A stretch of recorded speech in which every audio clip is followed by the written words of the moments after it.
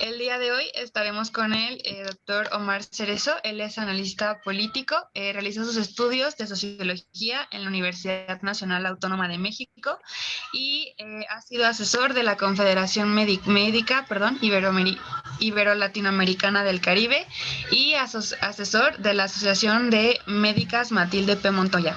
así como también asesor del Colegio de Cirujanos Plásticos, Estéticos y Reconstructivos del Estado de Morelos y de diversos colegios médicos estatales. Fue también asesor de la Federación Nacional de Colegios de la Profesión Médica, de la Asociación de Hospitales Privados y Servicios Conexos, de los Colegios Médicos de Morelos, Tabasco, Oaxaca, Guerrero y Jalisco.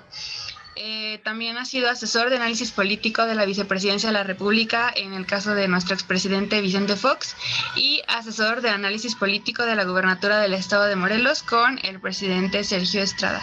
Entonces, pues sin más preámbulo, le agradecemos mucho su presencia y le cedemos la palabra.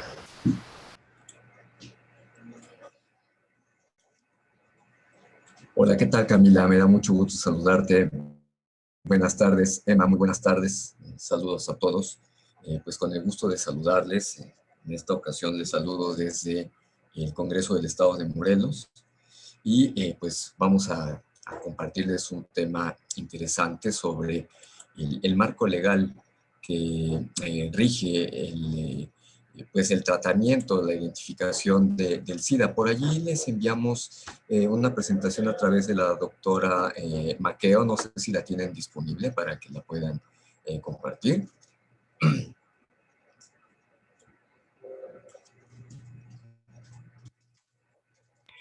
Sí, doctor, un segundo. Gracias.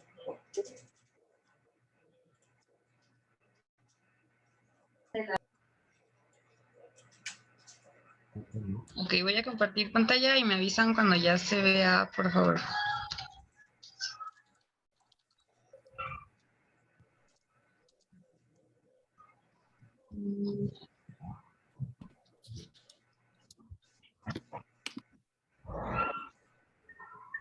¿Ya se ve?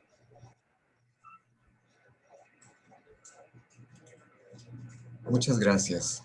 Pues bueno, como les decía, vamos a hablar un poquito sobre el marco legal que se tiene en torno al VIH y a los derechos humanos que están conexos a esta patología que pues, ya llevamos prácticamente 40 años, desde 1983 en que fue identificada por primera vez y que bueno,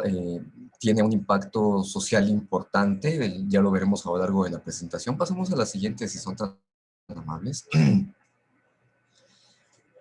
Básicamente, el VIH, SIDA, tiene una definición médica, pero también tiene una definición jurídica que está sustentada en la Lex Artis ad hoc, es decir, en función de las prácticas generalmente aceptadas por la ciencia médica y también por las guías de práctica clínica que se han venido desarrollando con el tiempo, se han contado con los elementos como para constituir Lex Artis y poder llevar al ámbito jurídico lo que significa el VIH y su enfermedad, el SIDA. Entonces, jurídicamente, el VIH está definida como infección por virus de la inmunodeficiencia humana, que es causada por un par de retrovirus, el VIH-1 y el VIH-2. Y bueno, casi todos sabemos que se transmite por la vía sexual o a través de transfusiones de sangre contaminada, del uso de jeringas hipodérmicas, también a través de transfusiones sanguíneas, de trasplante de órganos y por vía perinatal. Aquí lo que es importante identificar es que esta patología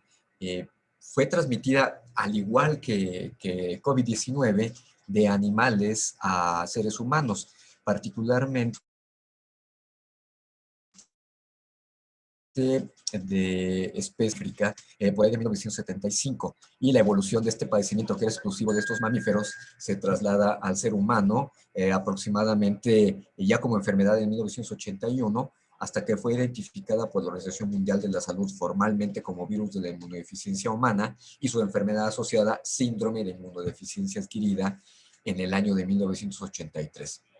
con pues prácticamente cero posibilidades de poderse atender, pues se trataba de un virus desconocido que además muta permanentemente y eso impide que se cuente con un tratamiento terapéutico apropiado para darle contención. Pasamos a la siguiente diapositiva, si son tan amables. Básicamente, el VIH, SIDA, por favor, en la siguiente diapositiva, por favor. Tiene dos estadios. El primero de ellos es la identificación de un paciente seropositivo, que es aquel que es portador del virus de inmunodeficiencia humana. Sin embargo, a estos pacientes puede ser que nunca lleven su virus portado a la categoría de una enfermedad. Sin embargo, cuando ya se manifiesta como síndrome de la inmunodeficiencia, acabando todos los mecanismos de defensa. Hay una suerte de inmunodepresión y lo que está generando es que al no tener un sistema inmunológico eficiente, cualquier tipo de infección asociada, que puede ser por vía respiratoria, digestiva, cardiovascular, etcétera, cualquier infección oportunista, ya sea transmitida por un virus, ya sea por una bacteria, por hongos, ataca a los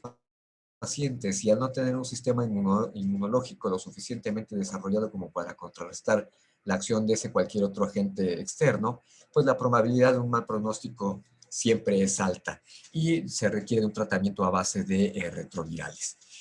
Básicamente lo que produce el virus de la inmunodeficiencia humana cuando ya se convierte en el síndrome de inmunodeficiencia adquirida es que desactiva por completo el sistema inmunológico y se va deteriorando de manera gradual. De manera que con patologías muy sencillas como podría ser una infección de vías respiratorias de tipo bacteriana, pues el sistema inmunológico simplemente está deshabilitado como para poder identificar de qué se trata el agente que está causando la infección y no tenemos macrófagos, no tenemos interleucinas que puedan atacar a la gente, al virus, vaya, y a las infecciones oportunistas que se presentan en el camino. Y eso, bueno, lo que nos genera es que los pacientes pueden complicarse e incluso morir por una enfermedad distinta a lo que es en sí el SIDA. Y el SIDA, en consecuencia, no es propiamente la que causa la muerte del paciente, sino lo que hace es que desactiva el sistema inmunológico y cualquier otra enfermedad es la que va a ocasionar los daños y la muerte del paciente. Pasamos a la siguiente diapositiva, si son tan amables.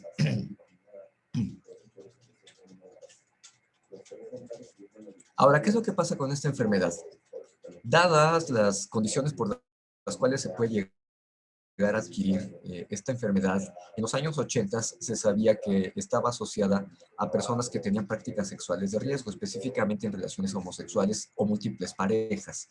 y también a prácticas de zoofilia en algunas regiones de África y Europa. En consecuencia, bueno, pues este tipo de transmisión ha generado un estigma social y bueno, pues quienes padecen SIDA o VIH, pues están relacionados con la promiscuidad sexual, con las prácticas de riesgo e incluso también con prácticas ilegales, vaya, de consumo de drogas, específicamente cuando estamos hablando de drogas que son inyectables y que, bueno, con el intercambio de jeringas hipodérmicas para aplicarse las drogas, se transmite el virus de una persona a otra. Ahora, eso no quiere decir que sea exclusiva de estas personas, porque hay personas en completo estado de salud considero como sano y al mismo tiempo requieren pues donar sangre, donar algún órgano y puede ser que en un proceso médico, en un proceso quirúrgico, pudieran llegar a estar en contacto con material contaminado y adquirir ya ahí la enfermedad.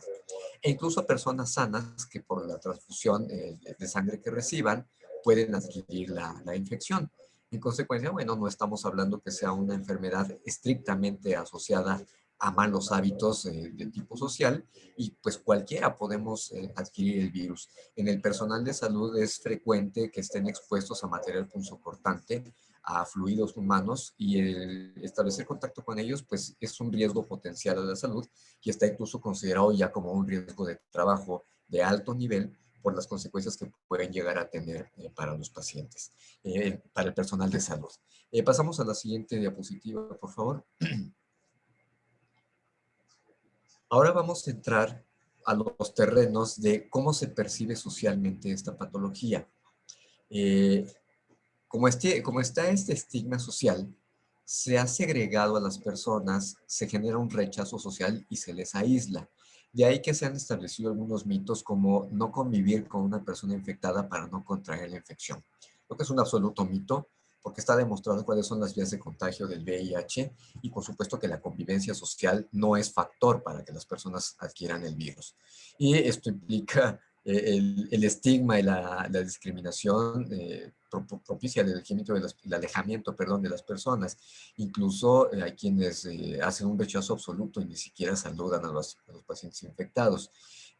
También existe el mito de que los antecedentes no patológicos podrían llegar a ser factores que causen el virus. Y esto es una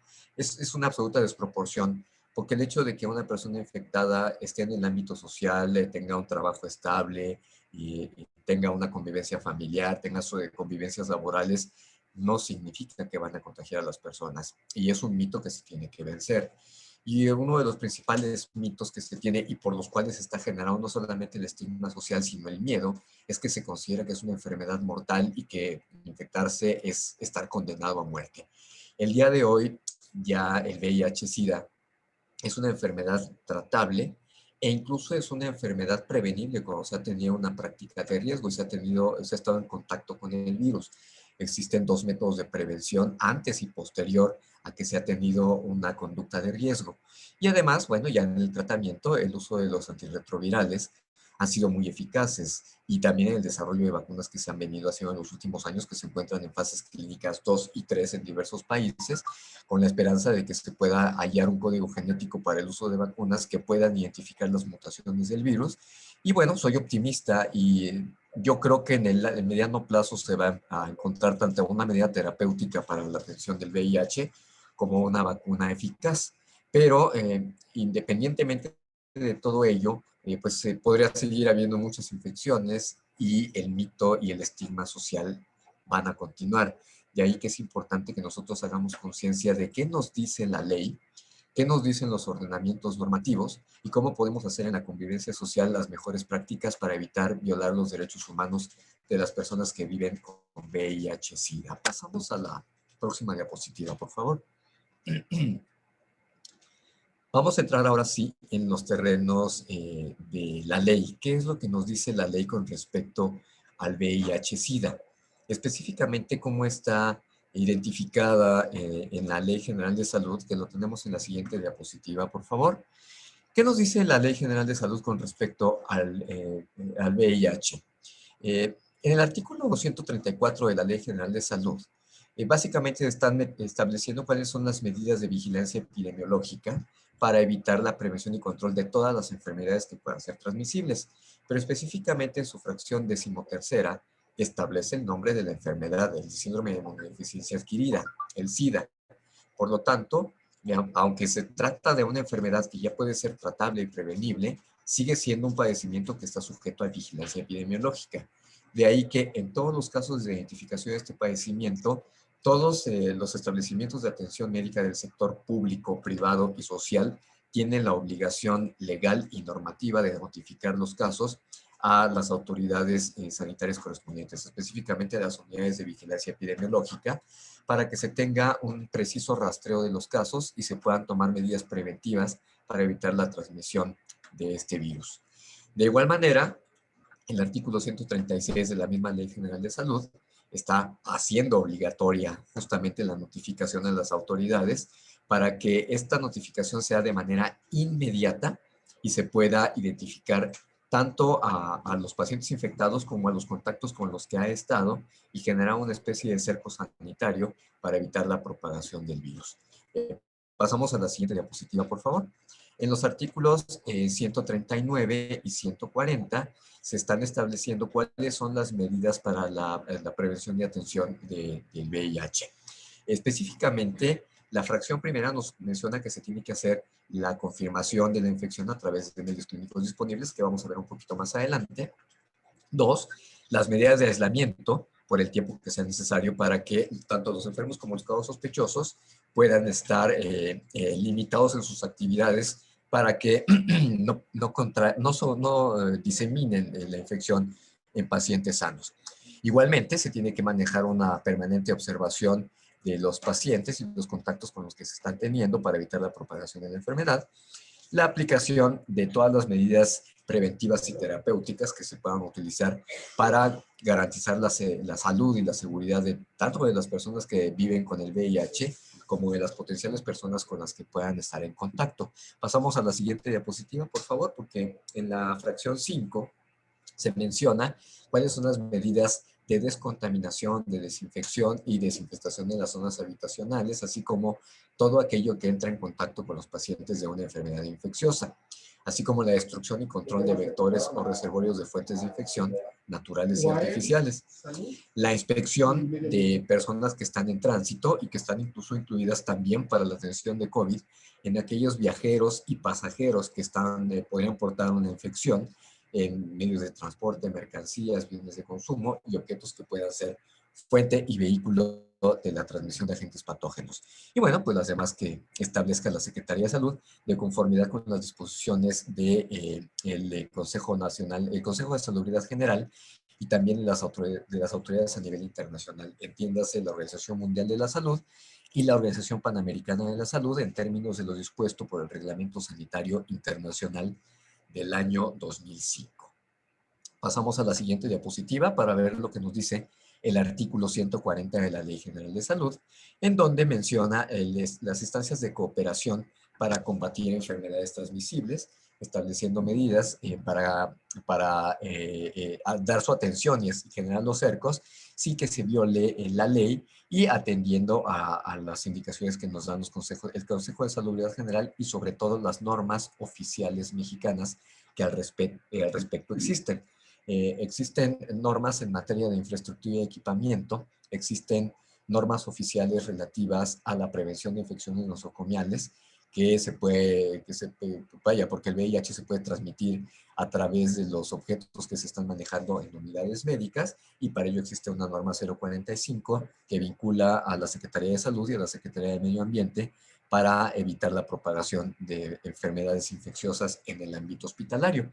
Y de igual manera, en la norma oficial 004 del expediente clínico, ahí es donde se tienen que hacer las anotaciones tanto del diagnóstico como de la evolución y tratamiento de los pacientes, en este caso con VIH, para que se tomen las medidas de prevención para evitar, perdón, tanto la transmisión del virus como los reportes de vigilancia epidemiológica a las autoridades correspondientes. Pero en particular existe una norma que regula la atención y la identificación del VIH y cuáles son sus aspectos tanto médicos como de tipo social y legal para evitar que se violen los derechos humanos de las personas que viven con VIH. Pasamos por favor a la siguiente diapositiva para relacionarnos con la norma oficial mexicana NOM 010 SSA 2005, que tiene por objeto prevenir y controlar la enfermedad del VIH. Esta norma oficial mexicana tiene 10 numerales, está sustentada en los artículos de la Ley General de Salud que ya vimos previamente y tiene varios capítulos, específicamente en sus numerales 4, 5, 6 y 7 mencionan cuáles son las medidas terapéuticas para identificar, para prevenir desde el punto de vista médico, pero también en su parte final para todo lo que tiene que ver con las obligaciones de tipo social, ético y de protección a los derechos humanos de las personas que viven con VIH. Por supuesto que en la primera parte, cuando estamos en el numeral 1, se refieren a cuáles son los mecanismos para poder identificar los casos de VIH a través de pruebas clínicas y obviamente pues también a través de confirmación de diagnósticos. Recordemos que toda prueba que se va a hacer para identificar una enfermedad puede arrojarnos falsos negativos y sería un error estigmatizar a una persona porque haya dado positiva en una prueba EIA que antes se conocía como prueba ELISA. Si nosotros diagnosticamos con una simple prueba y identificamos la enfermedad como tal, sin que el paciente la tenga, podríamos estar vulnerando sus derechos y también estamos limitando su derecho como paciente a tener una segunda opinión, que en este caso es una prueba confirmatoria. Por eso, la norma oficial mexicana establece que se tiene que hacer una prueba, ya sea vía PCR o una prueba rápida, y si se ha identificado un caso positivo, se tiene que hacer una prueba confirmatoria para pues, comprobar que en efecto la persona está cursando con la infección, ya sea como portador o ya con la enfermedad por VIH. Sin embargo, independientemente de esta información, en la diapositiva siguiente, por favor, existen cuáles son los mecanismos para poder hacer tanto la confirmación como cuáles son los factores que se pueden presentar para un paciente una vez que ha sido identificado, ya sea como portador o cuando se encuentra en tránsito para adquirir ya la enfermedad como tal. Entonces es importante que se esté evaluando permanentemente, especialmente cuando tenemos casos en donde, pese a una prueba confirmatoria, ya en una prueba definitiva no es concluyente la información y se podría estar prejuzgando al paciente o se podría hacer un prediagnóstico que sea equivocado. De ahí la importancia de estar verificando permanentemente el estado en que se encuentra un paciente con un diagnóstico no confirmado o con un paciente que tiene una prueba no concluyente, un resultado discordante. Pasamos a la siguiente diapositiva, por favor. Para que podamos prevenir que una persona esté expuesta al estigma social e incluso a un tratamiento cuando no sea necesario. Así es que es importante tener la confirmación de estas pruebas y tener todo el seguimiento a los pacientes. Como verán, en esta diapositiva se mencionan no solamente los casos de pacientes adultos, sino los casos de pacientes pediátricos, porque como repetimos al principio, una de las vías de transmisión del VIH es por la vía perinatal. Y una vez que se ha identificado incluso a una paciente femenina que da positivo a VIH y que estaba en proceso de gestación o incluso ya tuvo a su bebé posterior y su identificación, su diagnóstico fue posterior a haber tenido su bebé, pues se tienen que estar haciendo las pruebas y el tamizaje para los menores para identificar si está desarrollando la enfermedad o si es siquiera portador del VIH. De ahí la importancia de manejar las pruebas confirmatorias. Además de que las personas a quienes han tenido contacto con una persona que vive con VIH tienen que estarse haciendo las pruebas de manera regular para ir identificando por lo menos durante 3 años si son portadores o padecen ya la enfermedad y evitar la propagación con otras personas. En la parte final vamos a ver cuáles son las especificaciones que se hacen para garantizar la confidencialidad y la protección de los derechos humanos tanto de la persona que vive con VIH como de los contactos con quien haya estado para pues garantizar que su información siempre será tratada con confidencialidad. Pasamos a la siguiente diapositiva, por favor. Finalmente, cuando tenemos la confirmación, pues se hace el reporte de vigilancia epidemiológica. Pero hay casos en donde no podemos hacer ni siquiera las pruebas y en consecuencia pues se tiene que hacer un diagnóstico por vía clínica. Y pues aquí es donde ya sea a través de un laboratorio o a través de un diagnóstico eminentemente clínico, se pueden determinar algunas condicionantes o algunas enfermedades que podrían darnos un indicio de que estamos ante una persona que tiene el VIH. Y las patologías o infecciones oportunistas que están más vinculadas a la presencia del VIH, pues están la neumonía, está la candidiasis, está el herpes simple, está el Mycobacterium cancer o el avión intracelulare, el citomegalovirus, citosporidiasis, la toxoplasmosis cerebral, el sarcoma de Kaposi, los linfomas cerebrales primarios, las hiperplasias pulmonares o las neumonitis linfoides, la criptococosis extrapulmonar, las septicemias o especialmente cuando estamos ante pacientes que están experimentando infecciones bacterianas recurrentes y sin que tuviera una predisposición previa. Aquí es donde podríamos identificar que las personas tienen un sistema inmunológico deprimido y que posiblemente estemos ante la presencia de un paciente que ya es portador del VIH e incluso está desarrollando la enfermedad. Pasamos a la siguiente diapositiva, por favor, porque en ella ya vamos a encontrar en los numerales 5 cuáles son las acciones que se tienen que tomar por parte de los establecimientos de la salud y las autoridades en materia de prevención de la transmisión del VIH, que es las campañas de información, para informar cómo se transmite, cuáles son las maneras de prevenirla, cuáles son las fuentes de información disponible para detectar oportunamente y atender esta patología. Igual, campañas de educación para tener prácticas sexuales seguras y protegidas, hacer el uso del condón,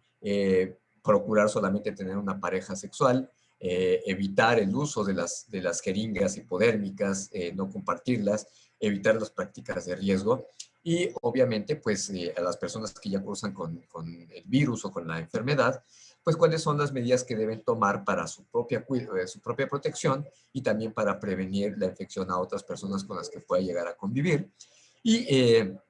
específicamente para quienes son personal de salud, cuáles son las normas que deben tomar de bioseguridad para evitar contraer la infección. Aquí sí es importante, pasamos a la próxima diapositiva, que el personal de salud tenga presente en todo momento que pues está permanentemente expuesto. Y aquí es donde deben tomar medidas específicas para evitar entrar en contacto con las agujas, y por eso existe toda una norma de disposición de residuos peligrosos biológico-infecciosos, lo que tiene que ver con navajas, punzocortantes, etcétera, y evitar que pueda contraer el virus, así como las medidas de protección de barrera, que es el uso de guantes, el uso de las prendas de vestir propias de los establecimientos de atención médica, y obviamente las medidas de información para prevenir cualquier contacto que se pueda tener con los fluidos de un paciente que porta con la enfermedad. Adicionalmente, estamos haciendo una vinculación con la norma 046 relacionada a la violencia sexual, y esta norma para quienes son víctimas de violencia sexual, porque son personas que están potencialmente a una alta exposición con el virus y se les tiene que proporcionar la información relativa a las vías de transmisión del VIH, así como pues todas las medidas que se pueden tomar para la prevención a la exposición del virus en los procesos de manera inmediata de las primeras 72 horas después de haber habido un caso de violencia sexual, para prevenir la atención. Afortunadamente en nuestros tiempos ya existen medidas para prevención ex post a una exposición al virus. Pasamos a la siguiente diapositiva, por favor. Ya entrando en la participación social, aquí las autoridades sanitarias y todos los establecimientos de atención deben buscar en todo momento evitar el señalar y discriminar a las personas que viven con VIH. Y esto sí es un ejemplo que deben poner en los establecimientos de atención médica, así como buscar por parte de las autoridades que los medios de comunicación participen directamente en las medidas de socialización de las formas de prevenirlo, cuáles son las formas de contacto con el VIH y sobre todo cómo evitar violar los derechos humanos de las personas que viven con este virus. Así como convocar a la ciudadanía en general a que participe en las acciones de educación, prevención y detección del VIH. Aquí es muy pertinente la visión en general que tiene tanto la Organización Mundial de la Salud, pensando en la salud como el entorno del bienestar biopsicosocial para la participación de la sociedad en la prevención de todas las enfermedades, específicamente en este caso del VIH. Pero adicionalmente, cuando comprendemos que los pacientes son parte del equipo médico, y en este caso las personas que viven con el VIH, son personas que deben participar en el acto médico, haciendo lo que les corresponde en su función de prevención, de información a las personas con quienes convive y que tenga confianza para tener prácticas seguras y evitar que haya una mayor diseminación de este virus. Pasamos a la siguiente diapositiva, por favor. Igual, en las medidas de participación social, aquí lo que se tiene que trabajar mucho es evitar discriminar a las personas que viven con VIH, porque no solamente están en una condición de vulnerabilidad a su salud, sino que están expuestas a un señalamiento y a una segregación de las personas, y pues como he venido repitiendo, ya no es una enfermedad incurable, y además es una enfermedad que todos podemos llegar a contraer. De ahí la importancia de ser responsables socialmente para evitar que pues sea estigmatizada la población que vive con esta patología. Pasamos a la siguiente diapositiva, por favor. En el numeral 6 de la norma oficial mexicana, pues básicamente lo que nos menciona es que tenemos que estar garantizando la protección jurídica de las personas que viven con VIH, de manera que su información, la información personal que asientan tanto a un expediente clínico como la información de vigilancia epidemiológica, debe estar siempre protegida. De manera que en función de esa protección, las personas no pueden ser discriminadas de ninguna manera y no se les puede exigir la aplicación de una prueba de VIH para poder adquirir, para tener acceso a bienes o servicios, a tener acceso a los beneficios sociales, a un trabajo, a recibir educación, a recibir atención médica. Y por eso es importante que en todos la evidencia documental del acto médico se garantice en todo momento la protección de la confidencialidad de los datos que proporcionan las personas. Misma medida que está contenida en la norma oficial mexicana del expediente clínico, que aplica absolutamente para todas las personas. Los usuarios, como titulares de la información que proporcionan, ellos son los que deciden a quién le proporcionan la información y a quién autoricen que se proporcione la información. Incluso las autoridades de vigilancia sanitaria deben guardar en todo momento la confidencialidad de los datos de los pacientes para que se garantice la protección de su identidad y no sean sujetos a actos de discriminación ni se violen sus derechos humanos. Por eso hay una vinculación en la norma de la prevención del VIH a sujetarse a los criterios de consentimiento informado que están contenidos en la norma oficial del expediente clínico y que son exclusiva titularidad de los usuarios de los servicios de salud, entendido en este caso los pacientes que viven con el VIH. Pasamos a la siguiente diapositiva.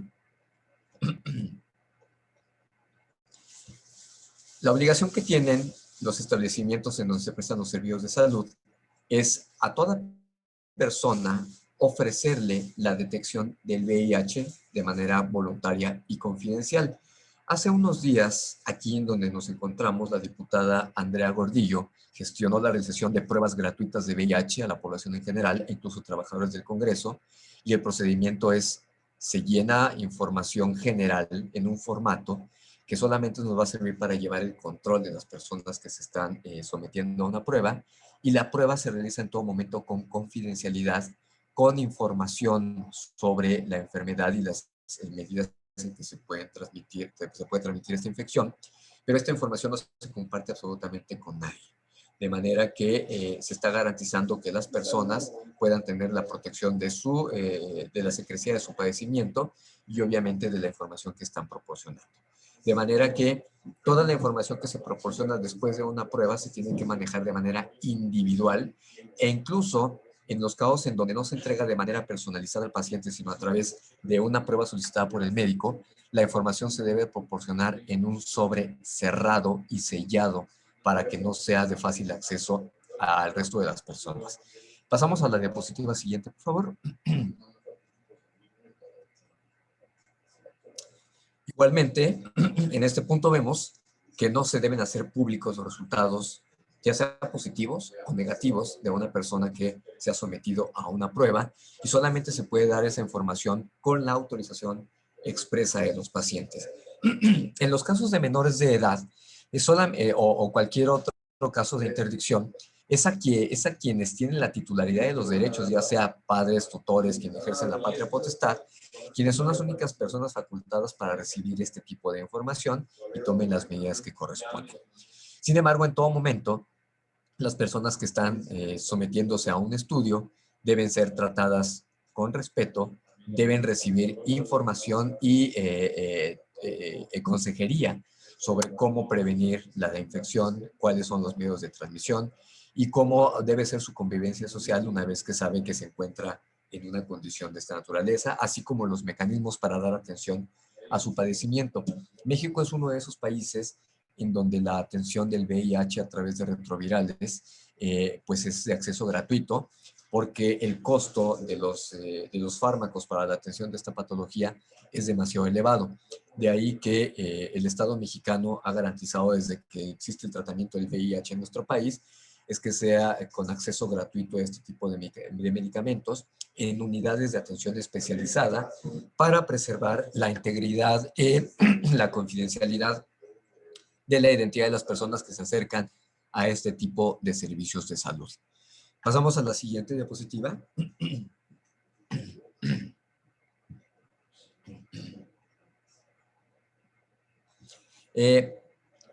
Como lo habíamos comentado, esta enfermedad está sujeta a vigilancia epidemiológica. De ahí que una vez que ha sido detectado un caso, se tiene que reportar a la autoridad sanitaria correspondiente para efectos de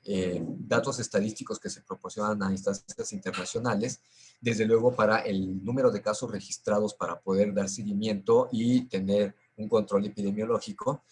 Y independientemente de que las autoridades de vigilancia sanitaria reciben esta información, en todo momento también tienen que estar respetando y protegiendo la dignidad, derechos humanos y el respeto a la protección de la salud de las personas que viven con VIH, garantizando en todo momento su privacidad y la confidencialidad de su información. De ahí que es una medida para evitar que las personas sean discriminadas y estigmatizadas socialmente y puedan tener una vida socialmente normal en el contexto en el cual vivan y se desempeñen. Pasamos a la siguiente diapositiva.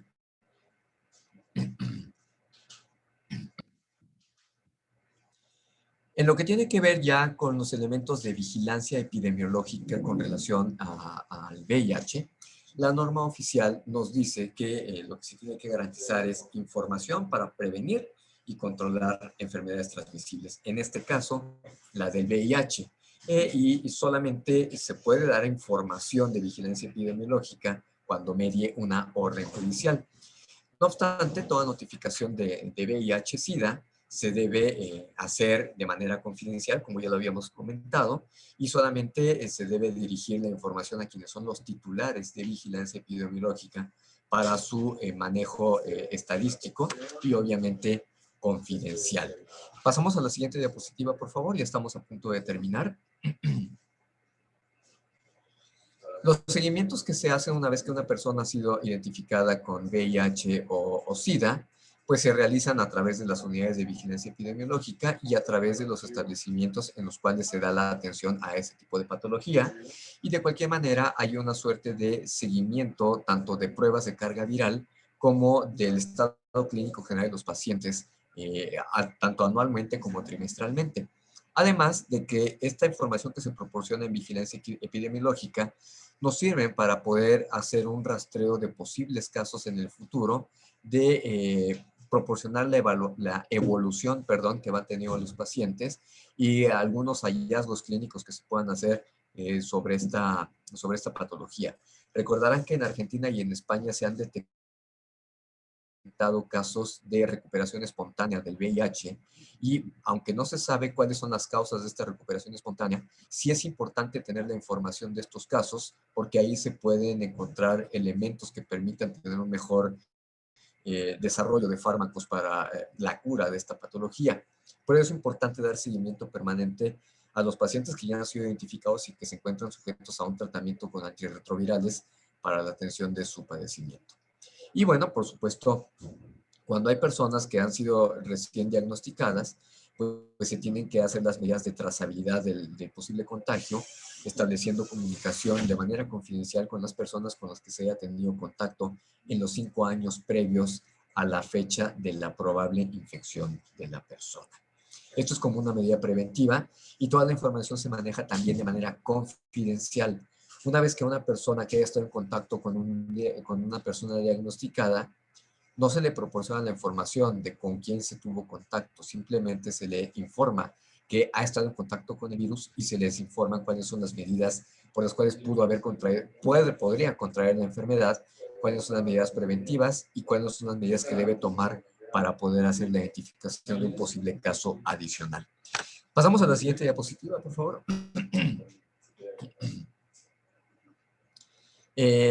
Todas las personas que ya estuvieron en contacto por cualquiera de las vías de transmisión que han sido notificadas de que estuvieron en contacto con el virus, deben también tener un seguimiento muy puntual y estar haciéndose estudios de manera permanente durante primero un año completo a razón de estudios trimestrales posteriormente estudios semestrales, y finalmente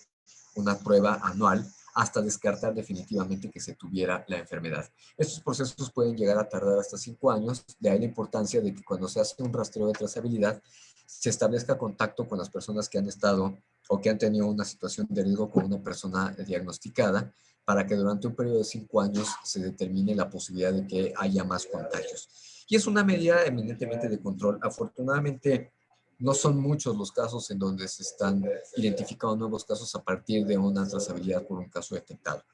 Pero sí es importante hacer el rastreo, tanto por evidencia en vigilancia epidemiológica, como por la propia protección de las personas y del entorno en el cual conviven. Pasamos a la siguiente diapositiva, por favor. Cuando hablamos de la responsabilidad de los establecimientos, la norma menciona que la atención del VIH es obligatoria para todos los establecimientos de los sectores público, privado y social. Sin embargo, por la capacidad resolutiva y especialmente por el costo de los medicamentos, de los antirretrovirales, pues básicamente la atención se da en establecimientos del sector público. Sin embargo, eso no limita la obligación que tienen los establecimientos del sector público y privado a dar la atención a pacientes que portan con VIH, pero que necesitan atención médica de urgencia. No se les puede negar la atención y se les tiene que dar el mismo trato que a cualquier otra persona, sin ningún ámbito de discriminación. Igualmente, cuando van a requerir ya atención especializada, dependiendo el nivel de atención, se les tiene que garantizar un trato respetuoso, un trato digno y libre de cualquier discriminación. Así es como en los casos en donde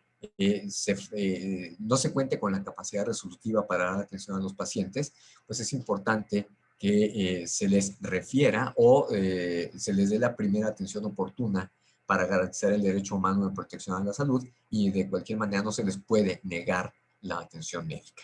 Y por supuesto, es importante que los establecimientos de todos los niveles y de los sectores público, privado y social estén dando capacitación permanente a su personal para establecer medidas de prevención en su autoprotección, pero también de cuál va a ser el trato que le van a dar a los pacientes que cursan con VIH, para que en todo momento sean atendidos con respeto a su dignidad humana y obviamente sin discriminarles. Y esa es una obligación que se tiene en todos sitios. De por sí es uno de los derechos fundamentales que tienen los usuarios de los servicios de salud y que están contenidos en la Carta de los Derechos Generales de los Pacientes. Aplican absolutamente para todos los usuarios de los servicios, pero en este caso en particular del VIH es muy importante que se haga una vigilancia permanente de que no haya conductas discriminatorias ni de trato indigno,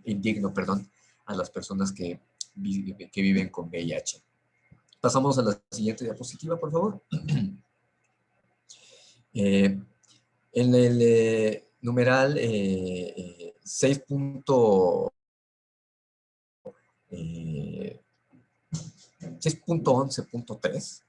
se menciona nuevamente que no debe haber discriminación a todas las personas que viven con VIH y se debe evitar en todo momento difundir información sobre su condición. E incluso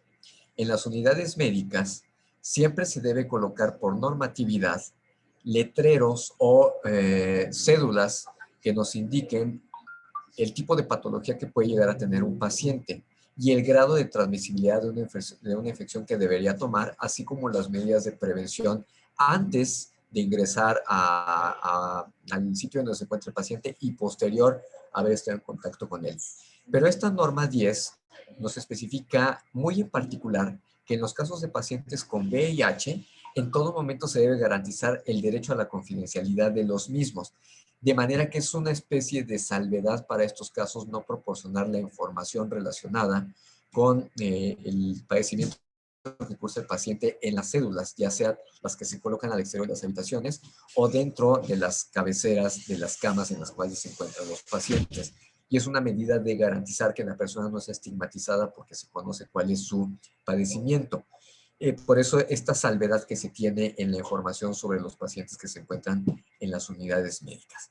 Por eso es importante que los pacientes que cursan con esta enfermedad en todo momento estén siendo respetadas en la confidencialidad de su información y obviamente solamente se dará esa información a quienes los pacientes autoricen de manera expresa. Pasamos a la siguiente diapositiva, por favor. Vamos a dejar la parte conclusiva mencionando 3 elementos. Hay uno de ellos que tiene que ver con prácticas que no suceden mucho en nuestro país, pero que podrían llegarse a presentar dadas la naturaleza en que nos encontramos con los problemas de violencia y delincuencia. El Estatuto de Roma de la Corte Penal Internacional, en su artículo 7º, cuando menciona los crímenes de lesa humanidad, menciona que uno de estos crímenes de lesa humanidad es contagiar a una persona de manera deliberada. Y aquí se consideran las prácticas de un contagio forzado que se han practicado en África, muy específicamente, en donde países que se han encontrado en un conflicto interno, entiéndase Ruanda, entiéndase el Congo, entiéndase Sierra Leona, las personas que son víctimas de esta violencia han sido obligadas a tener prácticas de riesgo con personas que se sabe que están infectadas con VIH o con otro tipo de enfermedades infecciosas transmisibles. Y por eso el Estatuto de Roma de la Corte Penal Internacional tiene prevista esta condición y la considera una violación grave de derechos humanos y por eso está considerado como un crimen de lesa humanidad. Esta característica en particular también está reflejada en nuestro país en los códigos penales estatales y de manera general en el artículo 199 bis del Código Penal Federal, que está tipificado como delito de peligro de contagio, en donde se está imponiendo una pena de prisión a aquellas personas que, sabiendo que portan con una enfermedad infectocontagiosa, deliberadamente transmitan su enfermedad a otras personas. Por eso es importante mencionar este punto en particular, porque nuestro marco legal menciona que existe estas salvedades para evitar la transmisión deliberada del VIH. Sin embargo, lo que nos sirve como información oportuna es reconocer que el VIH-Sida, hoy por hoy, ya no es una enfermedad mortal, sea por la vía que se adquiera, que es una enfermedad tratable y que se puede tener una muy buena calidad de vida teniendo el tratamiento con los antirretrovirales de manera permanente. Incluso los antirretrovirales de última generación ya prácticamente nos dan la posibilidad de que las personas puedan cursar con su enfermedad con una carga viral prácticamente inexistente. Y pues es casi el estadio previo a una persona completamente sana con remisión de la enfermedad. No es tal, por el estado general, su estado clínico general es bastante bueno e incluso tienen un buen pronóstico de muy largo plazo. Y entonces aquí en realidad el problema al que nos estamos enfrentando ya no es de tipo sanitario, sino de tipo social, y por eso tanto la Ley General de Salud, instrumentos internacionales, los códigos y las normas oficiales mexicanas ya prevén cuáles son los instrumentos legales para que las personas que viven con VIH sean respetadas, no carguen con el estigma social y el personal de salud pues sepa en todo momento que cuáles son las medidas de prevención, de autoprotección y de atención a las personas que cursan con el VIH. Y aquí es muy importante entender que todavía tenemos el prejuicio dentro del personal de salud y es importante que el personal de salud sean los primeros transmisores de los ejemplos sociales de lo que no se debe hacer y de lo que se debe hacer para tratar a las personas que cursan con VIH, respetando su dignidad humana, respetando la confidencialidad de su diagnóstico y garantizando que no va a ser discriminadas las personas. De ahí que, más allá de una patología que tenga que ver con el ámbito de lo eminentemente sanitario,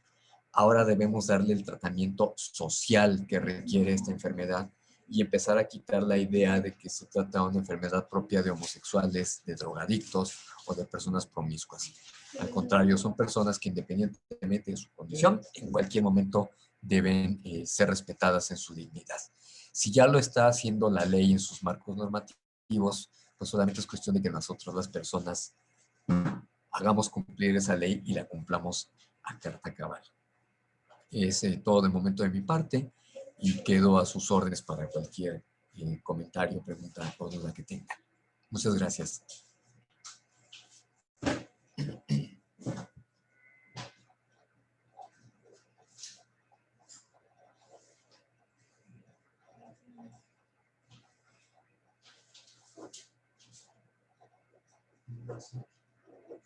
Bueno, igual, como ya les comentó, si alguien tiene alguna duda, pues la pueden poner en el chat.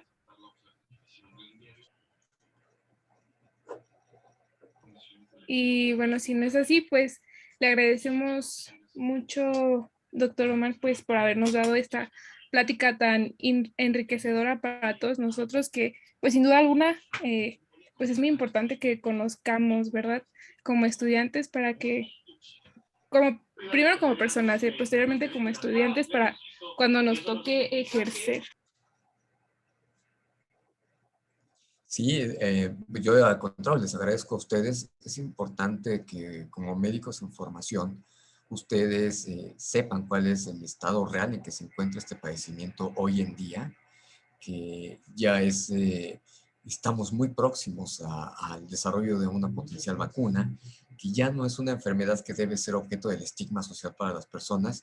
y ustedes son los que tienen que poner el ejemplo como jóvenes. Les puedo yo comentar la experiencia que tengo aquí en el Congreso de Morelos. Me dio mucho gusto ver muchos jóvenes acercándose a hacer la prueba gratuita, y es algo que deberíamos hacer absolutamente todos. Ustedes como médicos en formación, tanto por su propia salud como para poner ejemplo en sus familias, en su círculo de amistades, en los lugares en donde estén desarrollando sus campos clínicos, o si ya se encuentran haciendo el servicio social, pues también para que sean el ejemplo para el resto del personal de salud, porque bien vale la pena. Y además porque es importante que ustedes también difundan que las personas que cursan con esta enfermedad son personas normales como todos nosotros y merecen el mismo trato y el mismo respeto. Así es que bueno, yo soy muy optimista de que ustedes en su edad y en su generación con el nivel de conocimiento que ya se tiene hoy en día, sean los portadores de este mensaje de que no es una enfermedad peligrosa ya y que lo único que tenemos que hacer es prevenirla y cuidarnos como con cualquier otra patología infecciosa. Muchas gracias a todos por su atención y como siempre estamos a sus órdenes. Gracias y bueno, también gracias a los que participaron y a los que pues están viendo la transmisión por YouTube. También les queremos informar que el jueves en la facultad estaremos haciendo pruebas rápidas de VIH igual, de 11 a 2 en la aduana, pues para que cualquier cosa pues allá asistan. Y pues nuevamente muchas gracias a todos y que tengan excelente tarde. Voy a dejar de grabar.